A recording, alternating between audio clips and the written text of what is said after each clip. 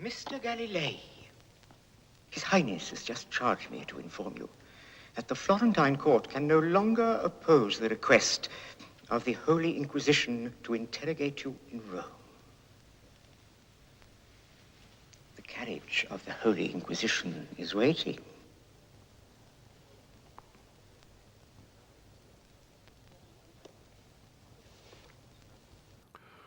Well, I did quite a lot of Brecht in my career. I did Caucasian Chalk Circle twice, Threepenny Opera and Galileo, of course. And so I was quite familiar with Brecht's work. In fact, I was introduced to Brecht the first time watching a wonderful play, The Good Woman of Szechuan, which I probably saw the production about 25 times. And this is when I fell in love with Brecht. I'd rather define him as someone who asks questions rather than have answers. This gives the lie to all the astronomy that's been taught for the last 2,000 years. Yes, what you're seeing now has been seen by no other man beside myself.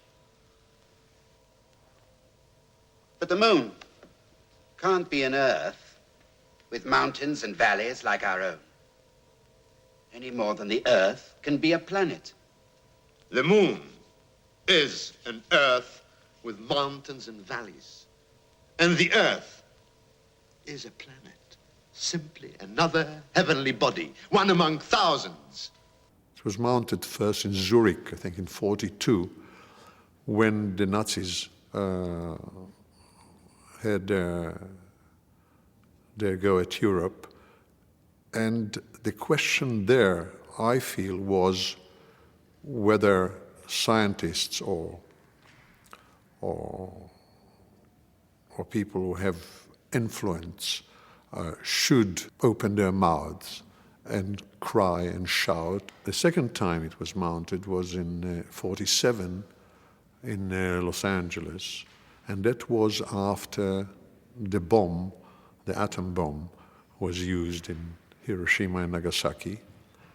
And then Brecht had his doubts whether scientists should tell everything they know and disclose it to the authorities. Maybe they should keep quiet and not tell everything they know. So that contradiction exists in the play, exists in the film too. And I loved it. I loved that contradiction. Mr. Galileo, I am a priest. You're also a physicist. And you can see that Venus has phases. How can new machinery be evolved to control rivers if physicists are forbidden to study the greatest machinery of all, the mechanism of the stars? Can I reconcile my findings on the paths of falling bodies with the tracks of witches riding on broomsticks? You don't think that truth, if it is truth, would make its way without us? No. Truth prevails only as far as we make it prevail. Lucy called me and said, would you like to play the part? That sounds very simple, but the truth of the matter was that he asked me twice before to play in Boom, and it didn't work out. And then he asked me to play Trotsky, and unfortunately, I didn't like the script very much, and I turned it down. And when I heard that Lucy was going to do Galileo, I said, that's gone. I mean, he'll never call me again. But Lucy was a pragmatist and a very clever pragmatist, and he did call me. And I came in, and he said, I'm offering you Galileo, would you do it? And I said, with the greatest pleasure, and I'm glad I did. I'd like to think the ships began it. They used to hug the shore. Then all of a sudden they left the coast and launched out onto the oceans. All sorts of things were set in movement, including the minds of men. It was the opening of a new age. In Siena, when I was a young man, I saw some masons trying to lift a block of granite. After talking it over for just 5 minutes, they ditched a method that had been in use for centuries and found a new, more efficient way of applying the ropes. We talk about a scientist who likes to eat and drink, and I suspect women as well, his experiments, his pupils. He loves what he's doing, and he gets hold of a telescope, and by using the telescope, he realizes that the sun is in one place and we are all moving around the sun. And that was considered by the church a terrible thing to say so, because we are the center of the universe. Well, I won't have it! I won't be a nobody on some nondescript star, twirling briefly hither and thither. I tread the earth, and the earth is firm beneath my feet. It stands still and is the center of the universe, and I am in the center, and the eye of the Creator is upon me. And then the Inquisition called Mr. Galileo, and with a few tricks, got him to say, no, you're right. You're right, I'm mistaken. That's what the story is about. The interpretation of the Bible is a matter for the ministers of God. You don't answer? Tonight, the Holy Office has decided that the theory of Copernicus, according to which the earth moves round the sun, is false, absurd, and heretical. I am charged, Mr. Galileo, to admonish you to relinquish this opinion. The other problem that I had was how do I play the part? Because Galileo goes through 4 or 5 stages in his life. He starts, I think, at the age of 42 or 46, and we meet him at the last stage when he's 80-something. So I thought, how am I going to do it without too much of a makeup job, which takes half a day usually, and by the time you get in front of the camera, you are exhausted. I had to do something with my time. I usually do my sculptures when I work on a part, or drawings or whatever, because I need to see the character in front of my eyes. When I did Galileo, this is a sculpture that I did for Galileo, and at that time, it was 30 years ago, when we did the film, my hairline was almost like a chimpanzee's, very low, and I wanted very much to look an intellectual. And for me, an intellectual is someone with a high forehead. And so what I did, I actually shaved my hairline and gave it for the first scene, I mean, sort of an intellectual, or as much as I could.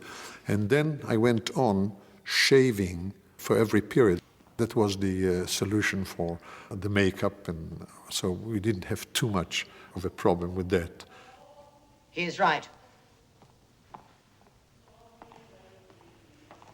Father Clavius says it's up to the theologians now to set the heavens right again. You've won.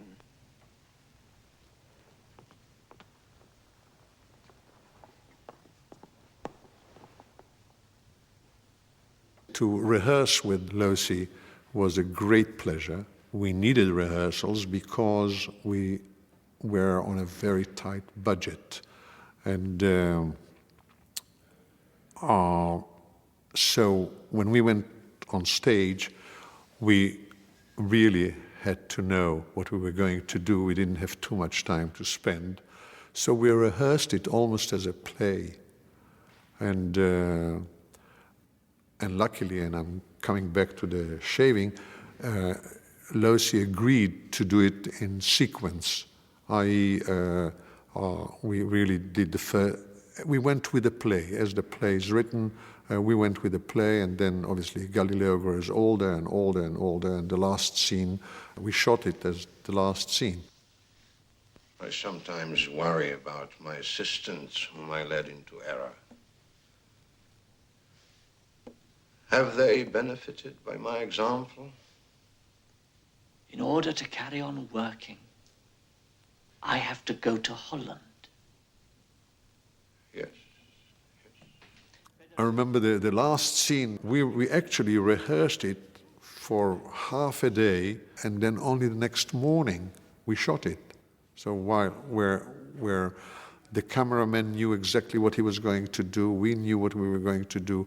Obviously, Joe Losey knew what he was going to do. So when we came to shoot it the next morning, it was like, okay, now let's run the scene, and we shot it in very quickly.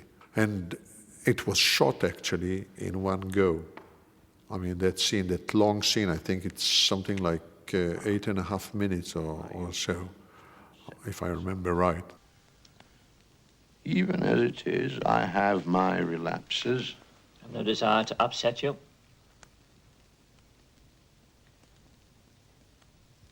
What relapses?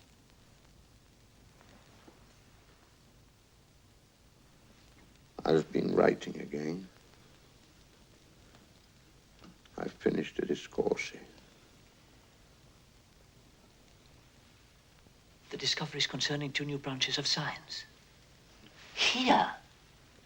It's a cast piece, and it was a pleasure really to work with Tom Conti on that scene, on that very scene that they discuss, where supposedly Tom Conti rebels against being quiet, but at least, I don't know if you noticed, but at least the way I played it, I was very pleased that he rebels. That's what I wanted him to do. That's what Galileo wants him to do, and he agrees with him 100%. Yes, I mean, yes, go on, do it. I mean, shout, scream. It was an excellent cast. We were very honored to have Sir John Gielgud for one day as the old cardinal, and that was really a great excitement on stage. Can't they reach a decision in this paltry matter? Christopher Clavius ought to know his astronomy after all these years. I hear this Mr. Galilei transfers mankind from the center of the universe to somewhere in the outskirts. This Mr. Galilei is therefore an enemy to mankind and must be dealt with as such. We all did it for very little because we loved the plays. I'm not talking only about Galileo. I mean, everyone who did the American Film Theater films did it for virtually very little. And but we all felt that it's very important to do the work, because otherwise it wouldn't be done. And we felt that this is a wonderful chance to bring material that won't usually be filmed. You're suspicious and skeptical in science, but in politics you're as naive as your daughter. How can those in power leave a man at large who tells the truth, even about the remotest stars? Can you see the Pope calmly writing down in his diary, 10th of January, 1610, heaven abolished? A while ago, when you were at your telescope, I saw you tied to the stake. When I came for one of the rehearsals, a very famous actor in this country was at the door, knocking at the door. He was in the cast, supposed to play one of the parts. And he came with a bunch of flowers in his hand.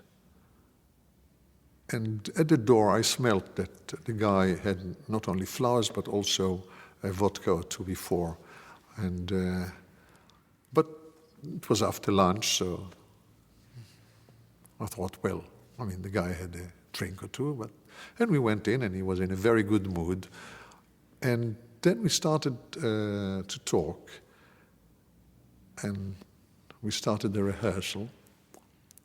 And the guy said, I won't say the four-letter word that he said, but what the hell are the Medicean stars? Your Highness, shall we begin with an observation of the satellites of Jupiter, the Medicean stars? And Lucy looked at him and said, have you read the play? He said, yes, but who are the Medicean stars? What are the Medicean stars? And Lucy said, did you have a drink? He said, yes, I would like a drink, he said. He said, you are fired. And we were all, shocked. So I went up to Lucy and I said, Lucy, come on. I mean, he's a fantastic guy. You know him, and a wonderful actor. It will be a pleasure to work with him. He said, no, it won't be a pleasure to work with him. And we can't afford it. If it were a big budget film, I could put up with it. But we are on a very tight schedule, very tight budget, and we can't afford it. So he was a real pragmatist. I mean, he was a filmmaker, and he developed as a wonderful filmmaker. And what he did, he took his knowledge of working with stage actors and put it into the film work. The sum of our knowledge is pitiful. It has been my singular good fortune to get hold of a new instrument that brings a small patch of the universe a little bit closer. It's at your disposal. Make use of it. Your Highness, ladies and gentlemen, where is all this leading? Are we as scholars concerned with where the truth might lead us? Mr. Galileo, the truth might lead us anywhere.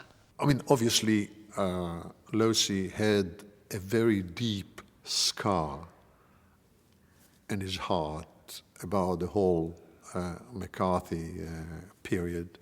And it was something that was bothering him, I would say, 22 hours a day. Really, it was something, a cross that he was carrying forever. And so that was always in the air. But he was a wonderful person to be with and to listen to, and he knew a lot. That was very important, I mean, for an actor to have a coherent director, which you don't very often get. As a scientist, I had a unique opportunity. In my day, astronomy emerged into the marketplace. At that particular time, if one man had put up a fight,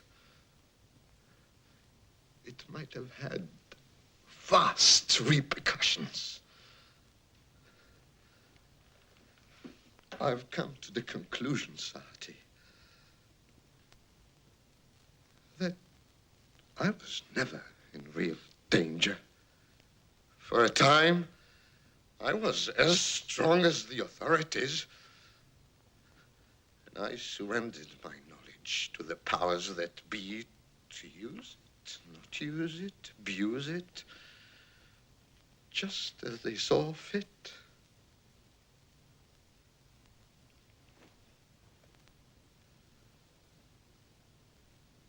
I betrayed my calling. No man who does what I have done can be tolerated in the ranks of science. Oh, Galileo is certainly one of the highlights of my life, not just my career, because